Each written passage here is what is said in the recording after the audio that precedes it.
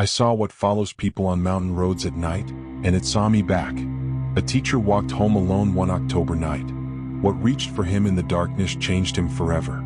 This is the true story that made me never walk alone after sunset, and why you shouldn't either. I'll never forget the afternoon when old Mr. Patterson told me this story. We were sitting on his weathered front porch in our small village, tucked away in the Appalachian hills, watching the sun dip behind the ridgeline. The autumn air had that crisp bite to it, and the shadows were growing long between the trees. Mr. Patterson had been nursing the same glass of sweet tea for the better part of an hour, ice cubes long melted, when he suddenly set it down with a decisive clink. "You know," he said, his voice taking on that particular quality that meant a story was coming, "there's something I've been meaning to tell you. Something that happened in these mountains a long time ago. Something that changed how I think about walking these roads after dark." I was just a kid then, maybe 12 or 13, and I leaned in closer. Mr. Patterson wasn't the type to spin tall tales. He was a practical man, a retired forest ranger who'd spent 40 years in these woods. If he had a story to tell, it was worth hearing.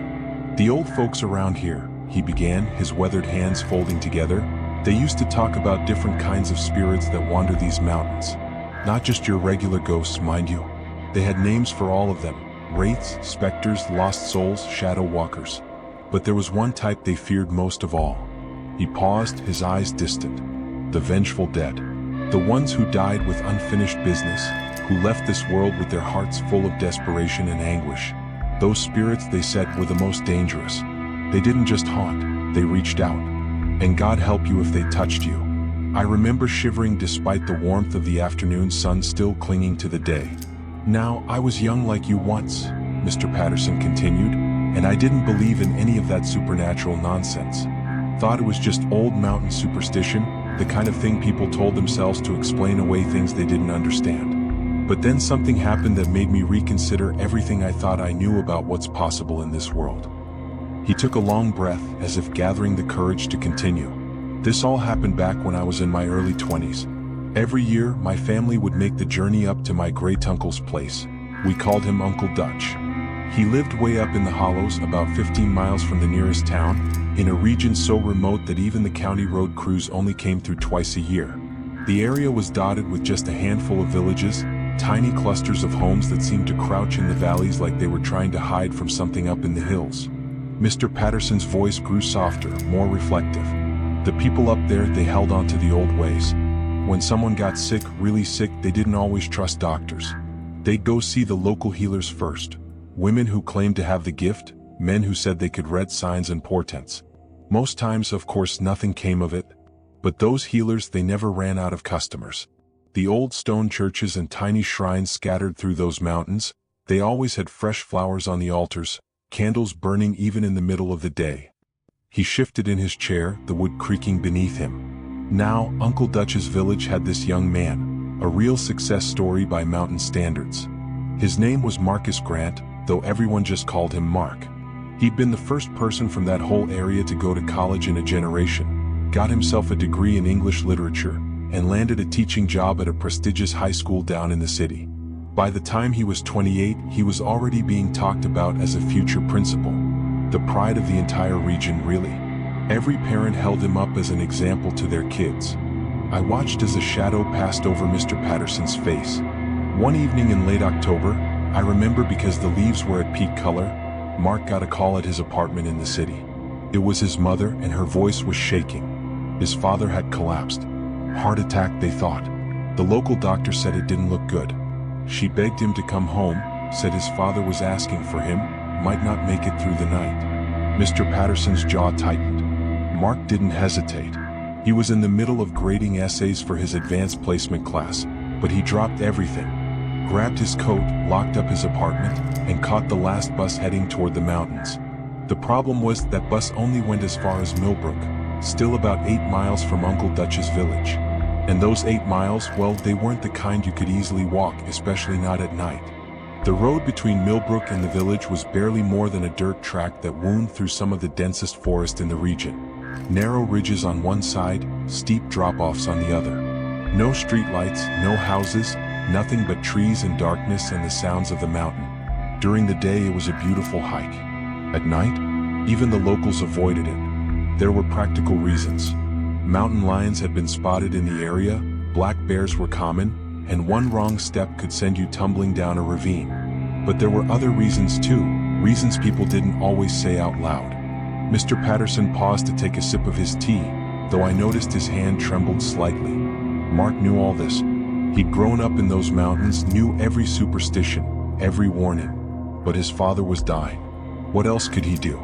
So when that bus dropped him off at Millbrook at 9:30 at night, with the station already closed and not a cab in sight, he made the decision. He'd walk. He was young, fit, had a good flashlight. And besides, he was an educated man, a teacher. He didn't believe in mountain ghost stories.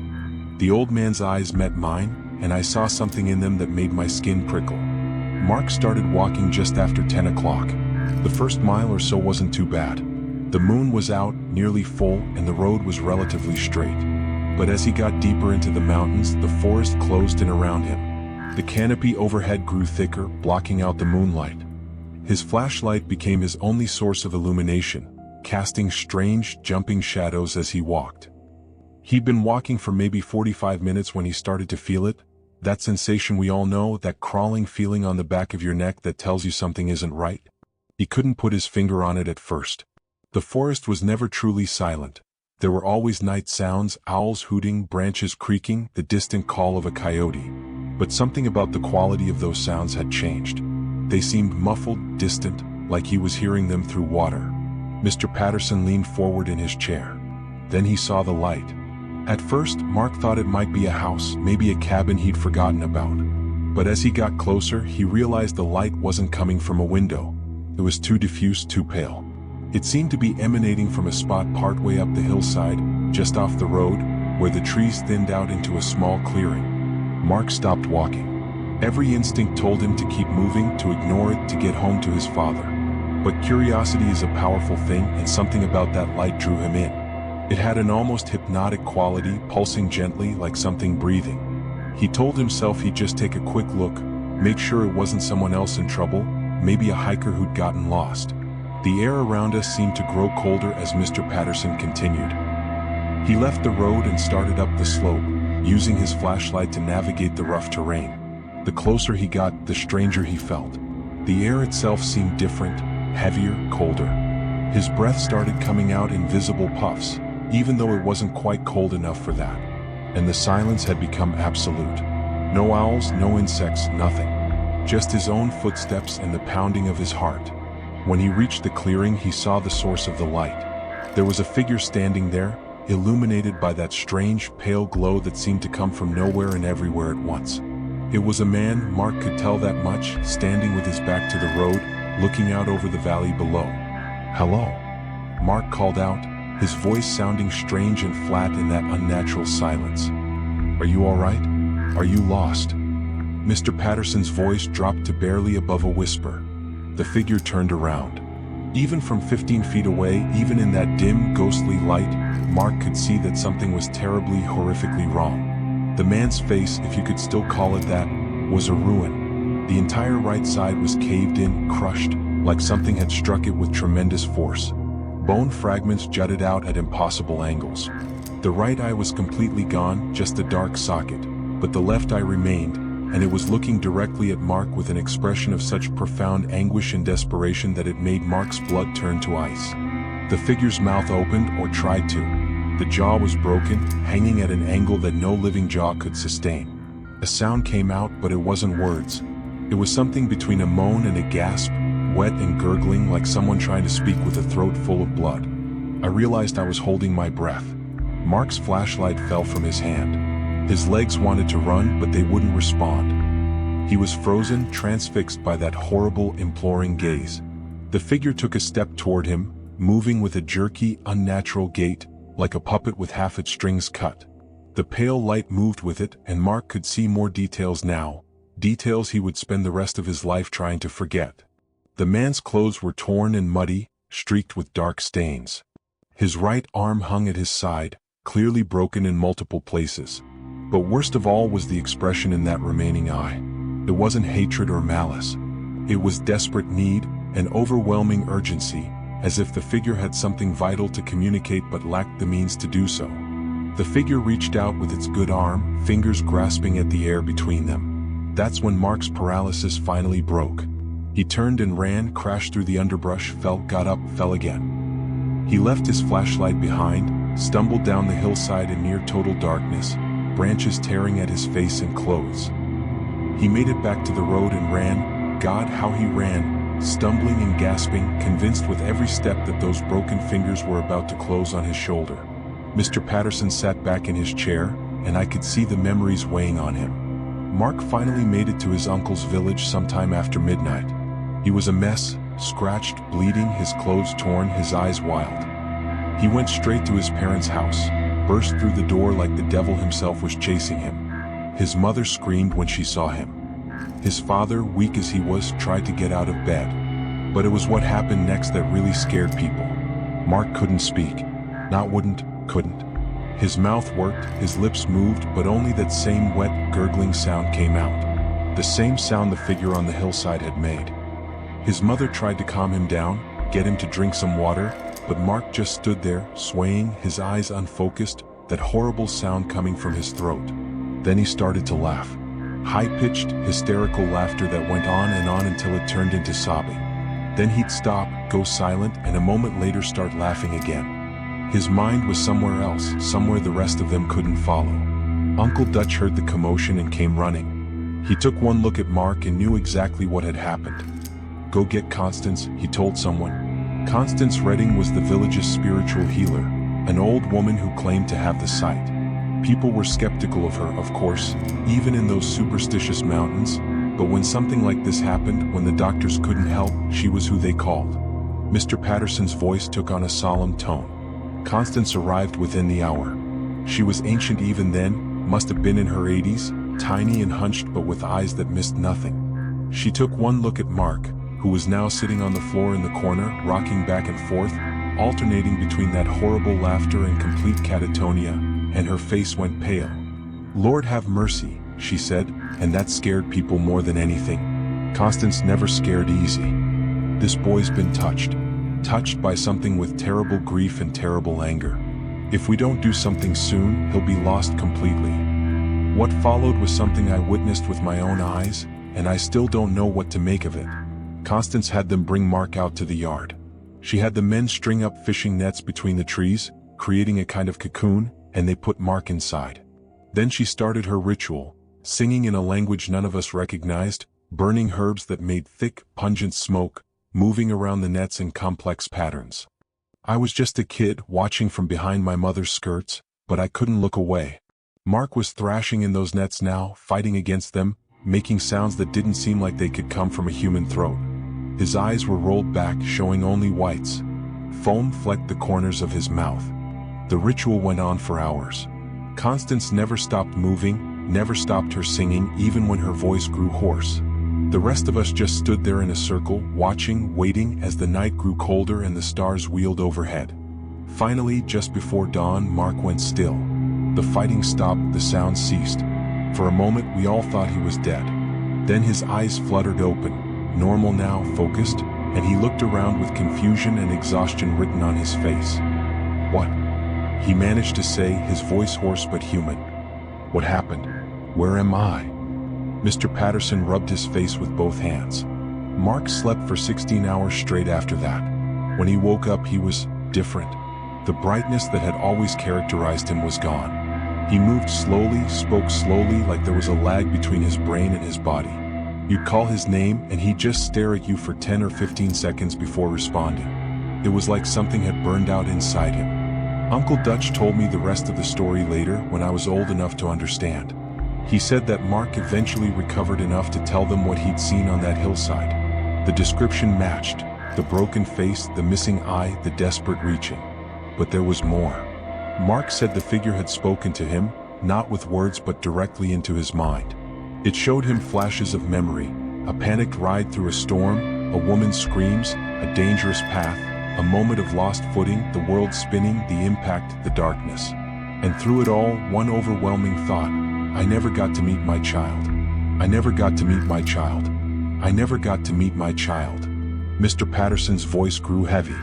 Uncle Dutch made some inquiries. Turned out a man had died on that stretch of road about 3 weeks before Mark's encounter. Name was Thomas Riley. His wife had gone into labor early, and Thomas was racing through a storm to fetch the midwife. Took a corner too fast on that muddy road, went off the edge, fell about 60 feet down the hillside. By the time they found him the next morning, he'd been dead for hours. His wife delivered a healthy baby boy that same night, never knowing her husband was already gone. Thomas's body had been found not 50 yards from where Mark had seen the figure.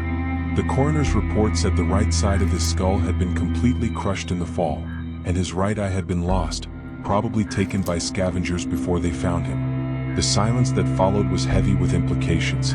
I felt a chill run down my spine despite the afternoon warmth.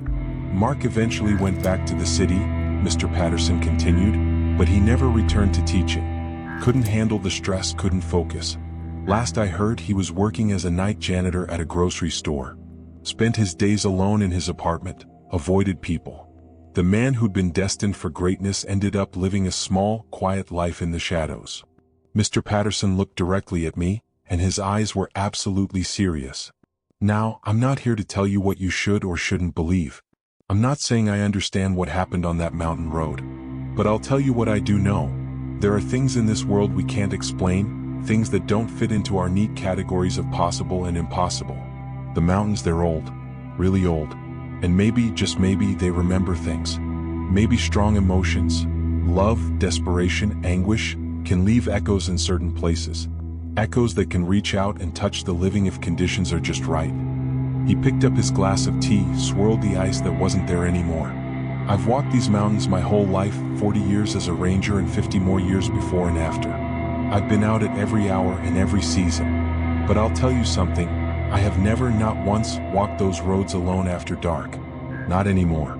I learned that lesson from Mark's story, and it served me well. The sun had dipped below the mountains now, and the shadows had grown long and deep. Mr. Patterson stood up, creaking a bit, and started to gather his things. My advice to you, son, he said, pausing at his door. Don't walk alone at night. Not on these mountain roads. Not anywhere if you can help it. And if you ever see a light where no light should be, if you ever feel that crawling sensation on the back of your neck that tells you something is watching, if you ever hear a sound that doesn't belong, keep moving. Don't investigate. Don't be curious. Just get yourself somewhere with lights and people and locked doors. Some things in this world, they're not meant to be seen. And some things once seen can never be unseen. He went inside then, leaving me on that porch as the darkness gathered in the hollows and the first stars appeared overhead. I sat there for a long time thinking about Mark, about Thomas Riley and his unborn child, about that figure on the hillside with its reaching hand and its desperate message that could never be delivered. I was older when I moved away from those mountains, but I never forgot Mr. Patterson's warning. And in all my years since, through all my travels and all the places I've lived, I've followed his advice. I don't walk alone at night. Not on dark roads, not through empty parks, not anywhere I don't have to be. Call it superstition if you want. Call it irrational fear. But I call it respect. Respect for the things we don't understand, respect for the thin places where the world we know brushes against something else, something older and stranger and not entirely of this earth. Because somewhere out there, in some dark place, there might be someone, or something, waiting. Waiting with a message they can never deliver, an urgent purpose they can never fulfill, a hand that reaches out across the boundary between here and the hereafter, hoping desperately that someone, anyone, will finally understand. And if that hand should touch you, if that desperate gaze should fix on yours, if that incomprehensible need should bridge the gap between you and them, well, I hope for your sake that you're not alone when it happens. Mr. Patterson was right. This isn't just a ghost story. It's a warning. And it's a warning I'm passing on to you, just as he passed it on to me that autumn afternoon so many years ago. Never walk alone at night. Not if you can help it. Because in the darkness, between the trees, on those lonely roads where no light reaches, there are things that wait. Things that remember. Things that need. And God help you if they decide that you're the one who can give them what they seek. This story was told to me by a man who witnessed these events firsthand. Whether you choose to believe it or not is up to you. But ask yourself this, is it really worth the risk to find out if it's true? The next time you're tempted to walk a dark road alone, remember Mark. Remember Thomas Riley. Remember that reaching hand in the darkness. And make a different choice.